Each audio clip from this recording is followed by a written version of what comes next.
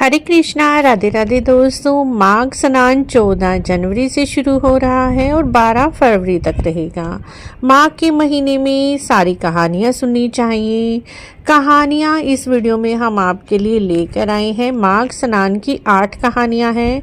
8 कहानियाँ हमें हर रोज़ सुननी चाहिए। इस महीने में भगवान विष्णु जी की पूजा करना, तुलसी जी सींचना और सूर्य भगवान को अर्घ देना, तुलसी पूजा करना और सूर्य भगवान की विशेष रूप से पूजा की जाती है। संपूर्ण 8 कहानियाँ इस प्रकार हैं। सबसे पहली कहानी गणेश जी की कहानी है। एक समय की बात है, एक गांव में एक ब्राह्मण रहता था। उसकी 2 पुत्रियां थी।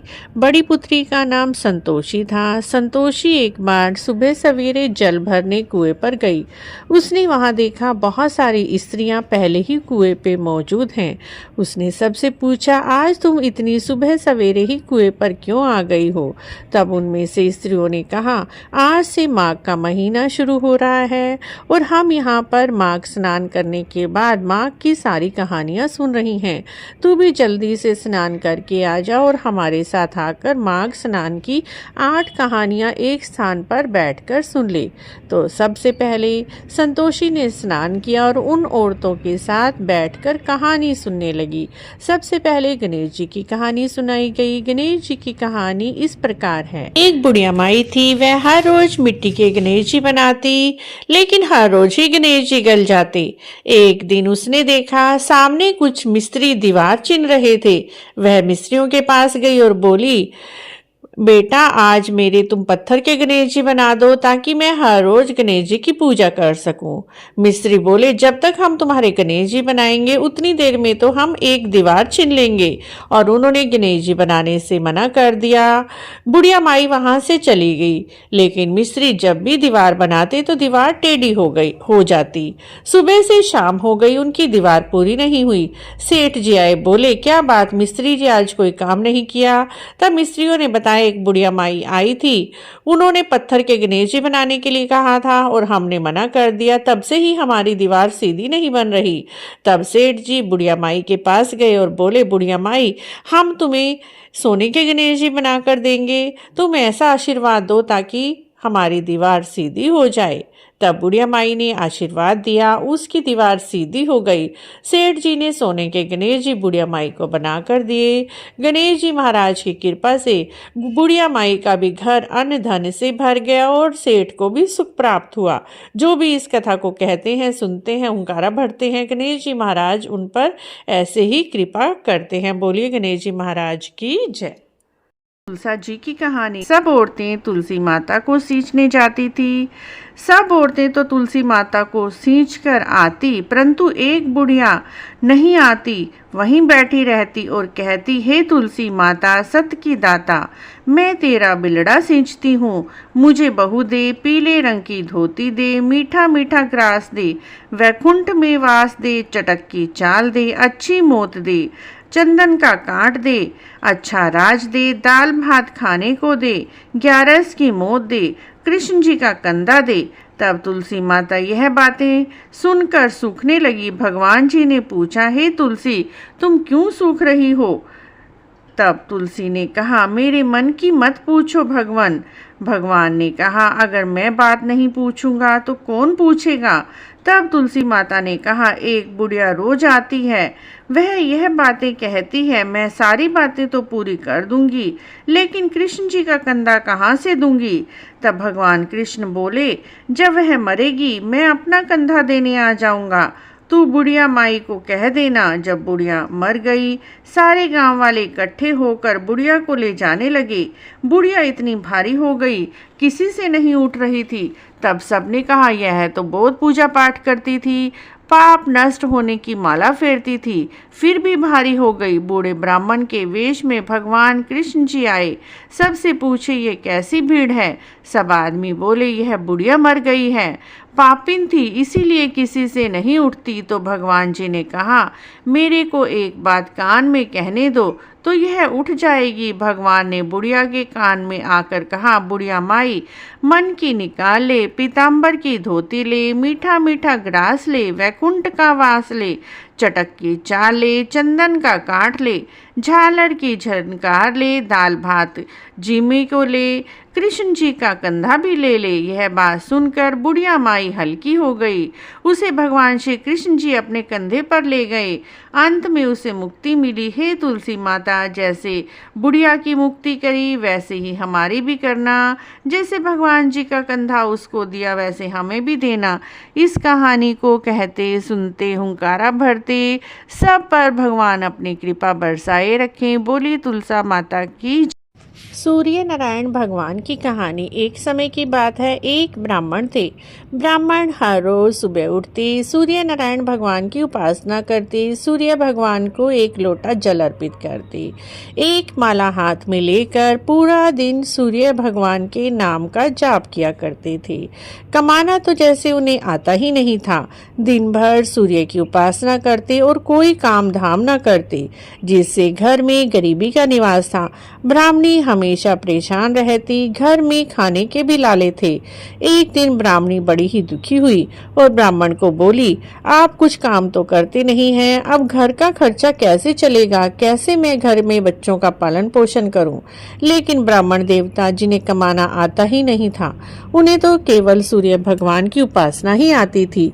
वह दुखी होकर घर से निकल पड़े और एक उजाड़ में चले गए। वहां पर एक तालाब था। तालाब में थोड़ा पानी था, कुछ सूखा हुआ था और साथ में ही पीपल का वृक्ष था। ब्राह्मण देवता सुबह एक लोटा जल तालाब से भरकर पीपल में सींचते, सूर्य भगवान को देते। कुछ जल तो पीपल में चला जाता और कुछ जल बहकर तालाब में चला जाता, जिससे धीरे धीरे तालाब पूरा भर गया और सूर्य भगवान की कृपा से वहीं पर उनके खाने पीने का भी प्रबंध हो जाता।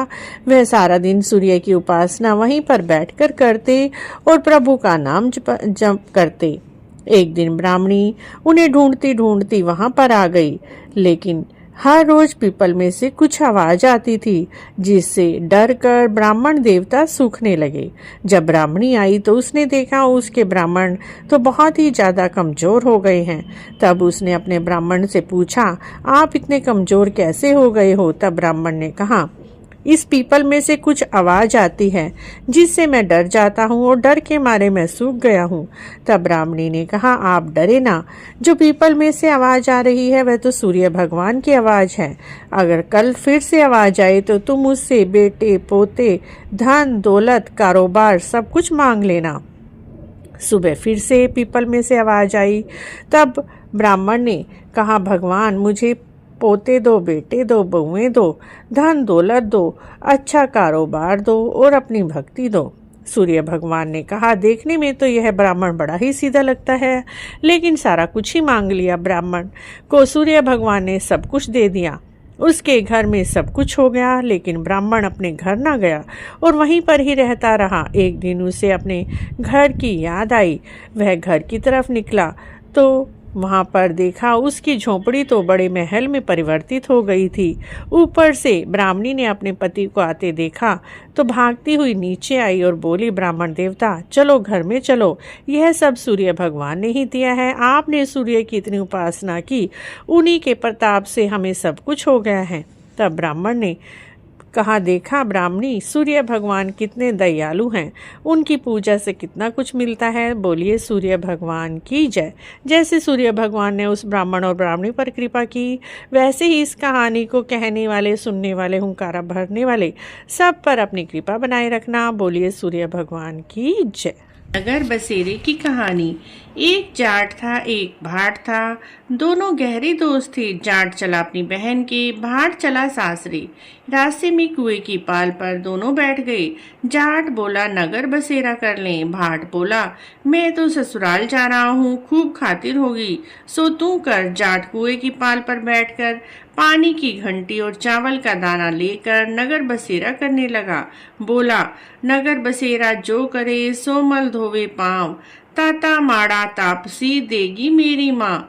माँ देगी मावसी, देगी द्वारका वास, मीठा मीठा घास वृंदावन का वास। 5 कुलड़ी छठी रास, मेरा जिवड़ो श्री कृष्ण जी के पास। डालू पानी हो जाए घी, झट से निकल जाए मेरा जी, कर करके चल पड़ा। इस तरह जाट की बहन ने उसे बूरा चावल जिमाकर खूब खातिरदारी की, बातचीत की। भाट पहुंचा ससुराल। ससुराल में आग लग गई। आग बुझाते बुझाते, राख उठाते उठाते हाथ भी काले हो गए, मुंह भी काला हो गया और रोटी पानी का तो कुछ पता ही नहीं। पड़ोसन आई, बोली जमाई आया है, इसको भी पूछ लो। सास बोली क्या करूं, मेरा दुखड़ा मत पूछ। पड़ोसन ने एक रोटी और छाछ दी, उसी को वह खा लिया। शाम को दोनों दोस्त फिर मिले।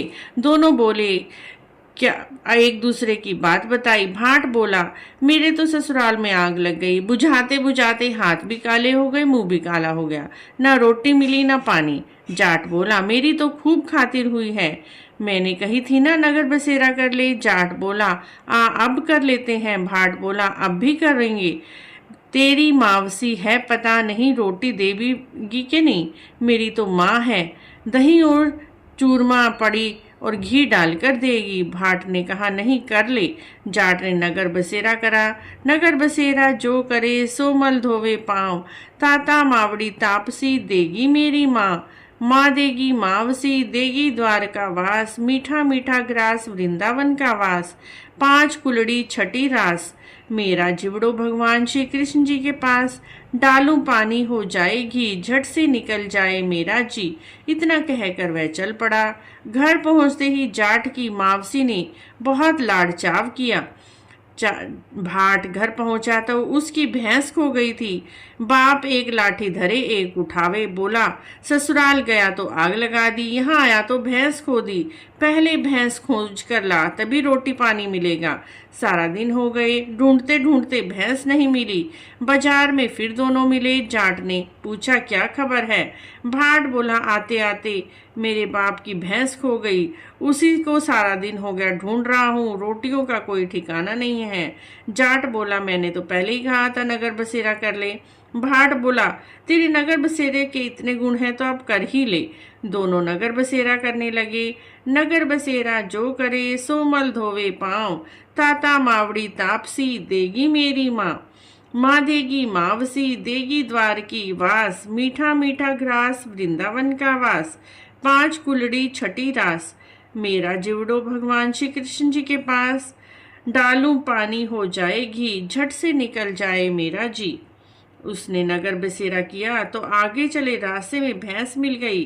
भैंस को लेकर घर गया। माँ बोली लड़के को आते ही निकाल दिया था, सारा दिन हो गया भूखा प्यासा फिरता है।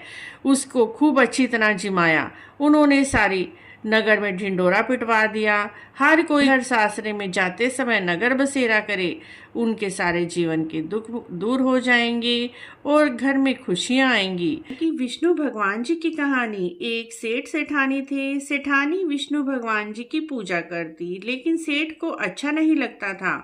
सेठ ने सेठानी को घर से निकाल दिया। चलते चलते वह जंगल में पहुंचे। वहां पर 4 आदमी मिट्टी खोद रहे थे। सेठानी वहां जाकर बोली भाई मुझे नौकरी पर रख लो। उन्होंने उसे नौकरी पर रख लिया। मिट्टी खोदने से सेठानी के हाथ में छाले पड़ गए, सिर के बाल उड़ गए। वे आदमी बोले बहन तुम तो अच्छे घर की लगती हो, तुम हमारे घर का काम कर दिया करो। और वे उसे अपने घर ले गए।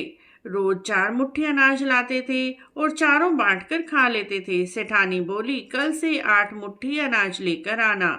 अगले दिन वे 8 मुट्ठी अनाज लेकर आए।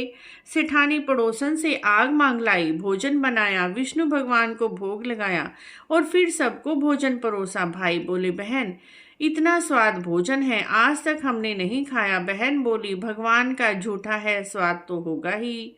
उधर सेठ भूखा मरने लगा, क्योंकि वह तो सेठानी के भाग का खाया करता था। सेठ सेठानी को ढूंढने के लिए निकल पड़ा। ढूंढते ढूंढते उसी जंगल में आ गया। वहां पर 4 आदमी मिट्टी खोद रहे थे। उन्हें मिट्टी खोदते देखकर वह बोला भाई मुझे नौकरी पर रख लो। वे बोले हाँ भाई तू भी मिट्टी खोद ले। वह मिट्टी खोदने लग गया। उसके हाथ में छाले पड़ गए, सिर के बाल उड़ गए। वे बोले भाई तू तो किसी अच्छे घर का लगता है, तू हमारे घर चल, हमारे घर पर काम कर दिया कर। वह बोला ठीक है और वह चारों उसे अपने घर पर ले गए। वहां जाकर सेठ ने सेठानी को पहचान लिया, लेकिन सेठानी ने नहीं पहचाना, क्योंकि वह हर समय घूंघट में रहती थी। सेठानी ने भोजन बनाया और सबको भोजन परोसने लगी। जब वह सेठ जी को भोजन परोसने लगी तो विष्णु भगवान ने हाथ पकड़ लिया। भाई बोले, बहन यह क्या कर रही हो? बहन बोली, भाई मैं तो कुछ नहीं कर रही, मेरा हाथ तो भगवान विष्णु जी ने पकड़ रखा है। भाई बोले, हमें भी अपने भगवान के दर्शन कराओ। सेठानी ने भगवान जी से प्रार्थना की, हे विष्णु भगवान, इन सबको दर्शन दें। सेठ ने सेठानी से माफी मांगी। भाइयों ने बहन को बहुत सा धन देकर विदा किया। सेठ सेठानी दोनों मिलकर भगवान विष्णु जी की उपासना करने लगे। उनके अन्न धन के भंडार भर गए। इस तरह से सेठ सेठानी ने विष्णु भगवान के दर्शन किए। वैसे ही भगवान हमें भी दर्शन देना। इस कहानी को कहते सुनते हुंकारा भरते सबको विष्णु भगवान जी अपने दर्शन देना, सबके अन्न धन के भंडार भर देना। बोलिए विष्णु भगवान की।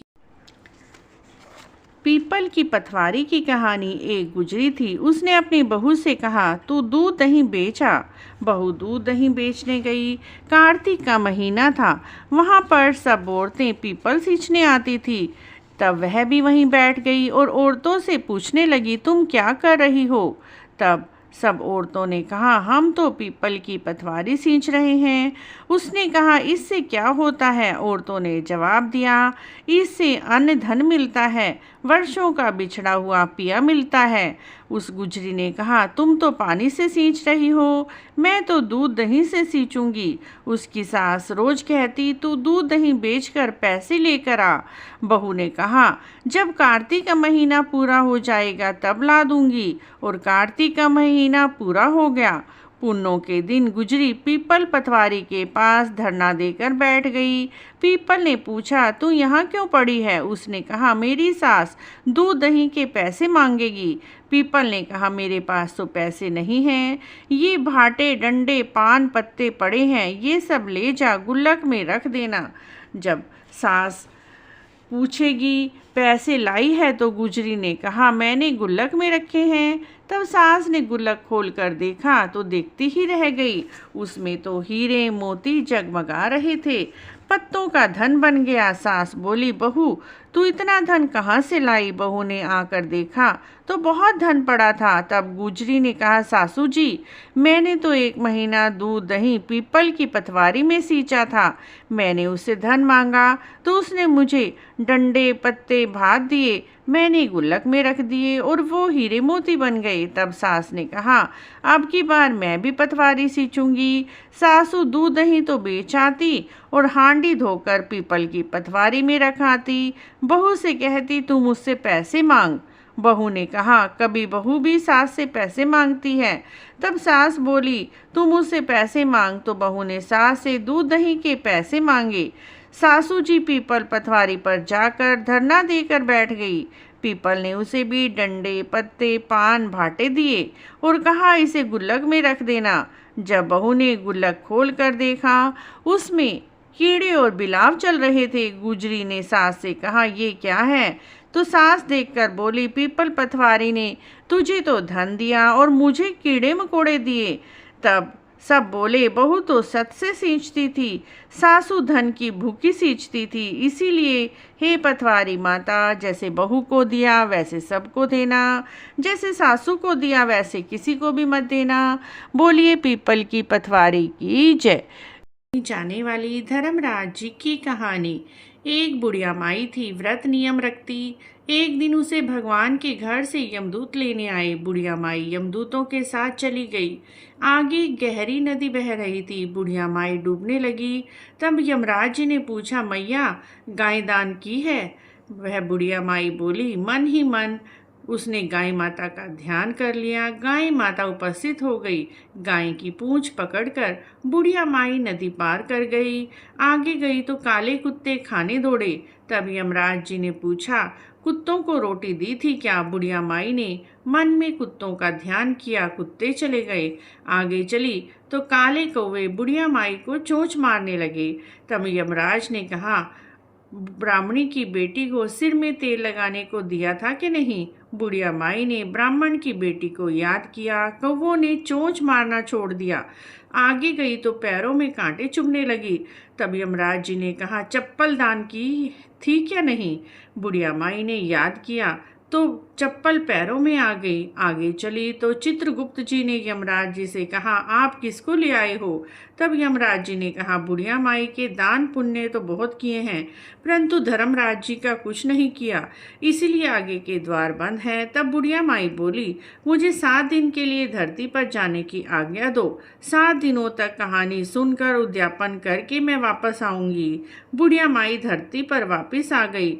पूरे गांव में खबर फैल गई, बुढ़िया माई भूतनी का रूप धर के आई है।